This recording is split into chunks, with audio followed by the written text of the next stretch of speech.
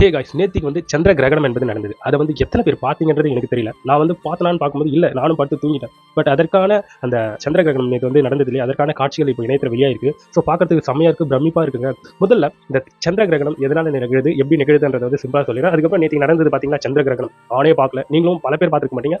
So நான் வந்து மேலே வீடியோவில் உங்களுக்கு அதை காமிக்கிறேன். முதல்ல இந்த சந்திர கிரகணம் நிகழ்வு எப்படி நிகழுதுன்னா, அதாவது நிலவுக்கும் சூரியனுக்கும் நடுவில் வந்து நம்மளுடைய பூமி இருக்கும். கரெக்டாக பூமி நிலவை மறைச்சு நிற்கும்போது சூரியனுடைய அந்த ஒளிக்கதிர்கள் வந்து பூமி மேலே படும். ஸோ நிலவு வந்து மறைஞ்சிருக்கா, ஸோ போன்ற சந்திர கிரகணம் அப்படிங்கிற இந்த நிகழ்வு வந்து இருக்கும். ஆக்சுவலாக சொல்லணும்னா சூரியனுடைய ஒளிக்கதிர்கள் வந்து பூமி மேலே படும்போது பூமி மேலே இருந்து ஒரு ரெட் வேவ்ஸ் போயிட்டு சந்திரன் மேலே வந்து படுங்க. ஸோ அதுதான் நம்மளுக்கு வந்து சந்திர கிரகணம் போன்ற ஒரு காட்சி அளிக்கும்.